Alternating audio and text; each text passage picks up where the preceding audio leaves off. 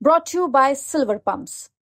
Top quality और consistent performance के लिए सिर्फ सिल्वर पंप नाम याद रखना। ऐसा मैं कह रहा हूँ, जब से इन्होंने प्राइवेटाइजेशन किया है, एसटी एससी वाले और ओबीसी के लोग, सबसे ज़्यादा एसटी एससी वाले लोग अपने सर्विस के ऊपर डिपेंड रहते हैं और इन्होंने गवर्नमेंट जॉब करीब करीब पूरे देश में ख़त्म कर दी है। अशोक गहलोत जी हमारे बहुत बड़े नेता हैं, वो बोल के गए हैं कि अभी तो बीजेपी ऐसा हमारे कामों की बात करके टाइम पास कर रही है, अभी नए कुछ काम किए नहीं है और बड़े मुद्दे चाहे हमारे केंद्र में हो चाहे विधानसभा मजबूती के साथ विपक्ष खड़ा। में सबसे बड़ा जो मुद्दा आपकी बार उठाया राहुल गांधी ने, उन्होंने कहा कि कांग्रेस में कुछ स्लीपर सेल हैं जो काम करते हैं, उस तरह को किस तरह के देखते हैं, क्या कुछ कहना चाह रहे थे? ये तो मैंने लेटर लिखा था और उसका मेरे पास में डिम्पल वाला मैटर उसका जवाब भी आ गया भाई, इसमें सीबीआई जाँच उसको फाइल।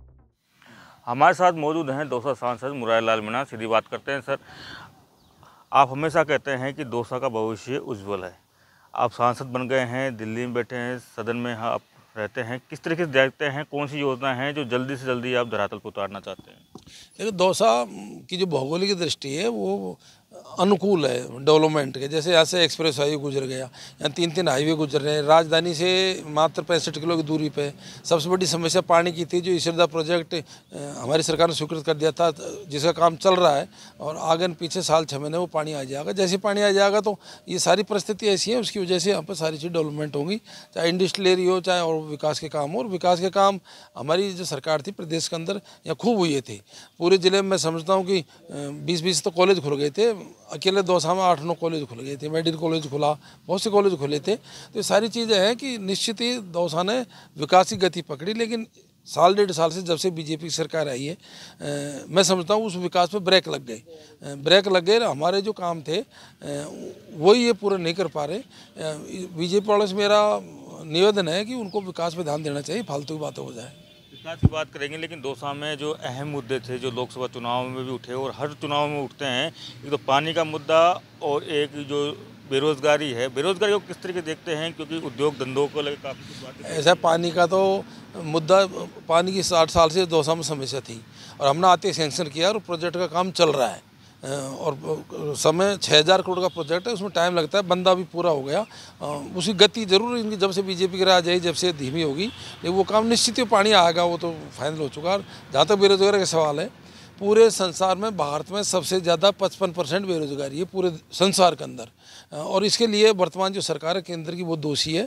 जब से सरकार बनी है 2014 के बाद में सरकारी नौकरियां इन्होंने एक तरह से बंद कर दी, प्राइवेटाइजेशन कर दिया, हमारे जो उपक्रम थे उनको बेच दिया, रेलवे का प्राइवेटाइजेशन कर रहे हैं, ठेके प्रथा इन्होंने चालू कर दी। तो ये बेरोजगारी कारण 55% बेरोजगारी है, ये तो दर्दनाक बात है। इस बात को समझ गई तो इनको इस बार कई जगह हार का मुँह देखना पड़ा ना। आने वाले टाइम में यदि इन्होंने समय रहते बेरोजगारी पर ध्यान नहीं दिया तो ये युवा है ना देश का, ये बहुत बड़ा एक समय ऐसा आ गया जो आंदोलन खड़ा कर देगा देश के अंदर। सर, बीच में एक सवाल है कि जब भी सत्ता बदलती है, कांग्रेस बीजेपी पे हमला बोलती है, बीजेपी कांग्रेस पे हमला बोलती है, क्या इसके अलावा भी कोई और ऑप्शन है जो विकास के मुद्दे को आगे बढ़ाया जाए? ऐसा कोई हमला नहीं बोलते। हमने 5 साल तक पूरा फुल काम किया है और इस बात पूरी जनता महसूस कर रही है, पूरी जनता जान रही है कांग्रेस ने वास्तव में काम किया, कांग्रेस ने विकास को गति पकड़ाई है। बीजेपी केवल बात तो करती है, हमला बोलने काम वही करते हैं, हम कोई हमला नहीं बोलते।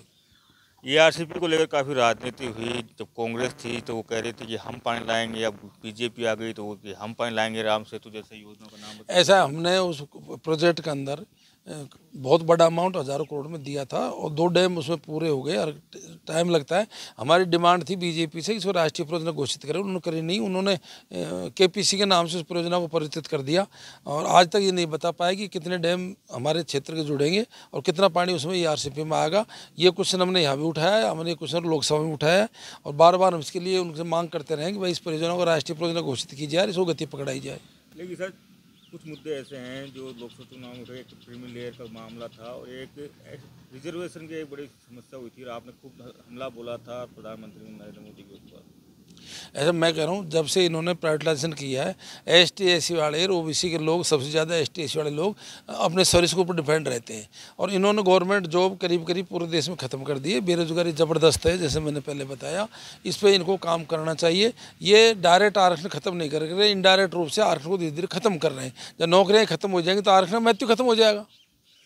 आपने एक स्कॉलरशिप की बात उठाई है, क्या कुछ मुद्दा था, कहाँ कुछ फंस गया था? ऐसा जब से केंद्र में बीजेपी की सरकार आई है, एसटी एससी की स्कॉलरशिप टाइम पे नहीं मिल रही। विशेषकर एसटी की स्कॉलरशिप 17 से लेकर के 17, 18, 18, 19, 19, 20 की आज तक नहीं मिली। 20, 21 से लेकर के 23, 24 तक की स्कॉलरशिप के हमने लोकसभा में हमने मुद्दा उठाया, जिन्होंने 250 करोड़ रुपये दिए थे, वो भी आधी अधूरी बटी है। अभी 100 करोड़ रुपये 10 दिन पहले इन्होंने 23, 24 के दिए, वो भी पूरे नहीं दिए। 23, 24 की स्कॉलरशिप मिली नहीं। अब बताओ 17 से लेकर 20 तक की स्कॉलरशिप एसटी वालों की आज तक नहीं मिली।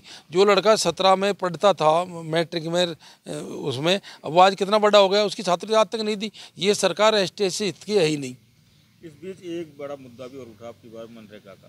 सोनिया गांधी ने मनरेगा को लेकर काफ़ी सवाल उठाए हैं केंद्र सरकार के ऊपर। मनरेगा हमारे गांव की जीवन रेखा थी, और जब से बीजेपी की सरकार बनी है, इन्होंने मनरेगा को कमज़ोर किया है, इसमें बजट की कटौती करी है, और उससे गांव में रोज़गार मिल नहीं रहा। हमारी नेता ने और हम भी मांग करते हैं, एक तो मनरेगा की रेटें बढ़ाई जाएँ, क्योंकि आज आप पता मनरेगा में 200-250 रुपये मिलते, क्या होता है 200-250 से कम 400 रुपये की उसकी रेट होनी चाहिए, और उसमें रोज़गार बढ़ाने चाहिए।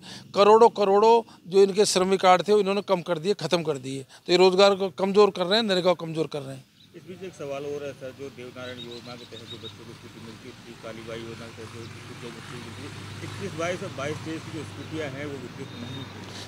मैं बोला जितनी भी फ्लैगशिप की योजनाएं थी, चाहे एसटी एससी की, चाहे एमबीसी की थी, चाहे गुजर समाज की थी, चाहे काले भाई के माध्यम से स्कूटी मिलने की थी, ये मैं कह रहा हूँ सब चीज़ों पे ही इन्होंने कटौतियाँ कर दी। सब काम न तो छात्रवृत्ति टाइम पे मिल रही है, न स्कॉलरशिप टाइम पे मिल रही है।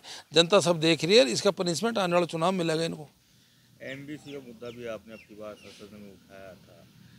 5 जातियों का आपने कहा कि नई सूची में ऐड हो जाना चाहिए। किस तरह देखते हैं, ऐसा कहा जा रहा है कि मुरारीलाल मीणा आगे का फ्यूचर देख के राजनीति करे, इसलिए उन्होंने एमबीसी का मुद्दा उठाया। ये सब मेंटलिटी लोगों की अलग अलग है। जो चीज़ क्योंकि अपना एमबीसी में अपन देख रहे हैं कि बार बार लोग कोर्ट में चले जाते हैं, और उसको संवैधानिक दर्जा नहीं मिलने की जैसे लपड़े होते हैं। तो इसलिए कहा था कि भाई बार बार कोर्ट में नहीं हो, और जब हमने आरक्षण दे दिया तो क्यों उसको लड़ जाते हो, इसलिए 9वीं अनुसूची में डालने की मैंने बात करी थी।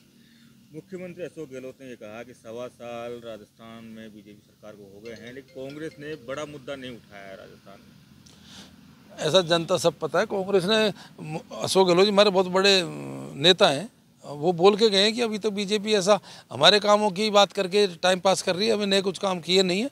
और बड़े मुद्दे चाहे हमारे केंद्र में हो चाहे विधानसभा मजबूती के साथ विपक्ष खड़ा हुआ है।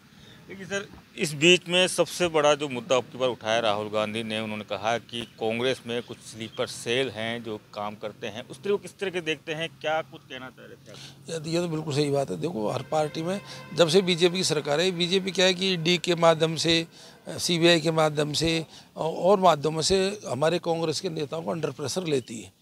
राहुल गांधी जी का मतलब ये है कि जो नेता बीजेपी का अंडर प्रेशर आ जाते हैं और जो दिल खोल के काम नहीं करते, उन नेताओं को लिए कांग्रेस में जगह नहीं रहेगी। मतलब उनको क्या है कि निडर होकर काम करना पड़ेगा पार्टी में। 1.25 साल राज्य सरकार को हो गए हैं, लेकिन और इतना आपका जब चुनाव था, जब किरोड़लाल मीणा ने इस्तीफा दे दिया था मंत्रिमंडल से, वे लगातार ऐसा कहा जा रहा है कि किरोड़लाल मीणा अघोषित विपक्षी भूमिका निभा रहे हैं राजस्थान में। देखो मैं किरोड़लाल जी मीणा के बारे में न तो कभी पहले ज़्यादा बात करता हूँ, वो स्वयं सीनियर लीडर हैं, स्वयं समझदार हैं। उनने क्यों इस्तीफा दिया, क्यों नहीं दिया, क्या कारण है, बीजेपी क्या कारण है, वो उनका आंतरिक मामला, मैं उसमें नहीं जाना चाहता। मैं ये कहता हूँ कि बीजेपी 1.5 साल से फेलियर सरकार है। एएसआई भर्ती मामले को लेकर सरकार ने बड़ा एक्शन लिया है हर्षवर्धन के ऊपर, किस तरह के मानते हैं कि बड़ा मुद्दा रहा है, कांग्रेस सरकार हो या फिर जब हमारी सरकार थी तो रोज आरोपित करते थे आरपीएससी को भंग करो, ये करो, वो करो। इनकी सरकार है, करो फैसला, दूध का दूध और पानी का पानी करना चाहिए इनको। एक सवाल और है कि आपने हिंडोन वाले जो डिम्पल मीणा का जो मामला था उसमें सीबीआई जांच की मांग की थी। बिल्कुल, मैंने लेटर लिखा था और उसका मेरे पास में डिम्पल वाला मैटर, उसका जवाब भी आ गया भाई, इसमें सीबीआई जांच उसको फाइल दे दी है। मैं समझता हूँ वही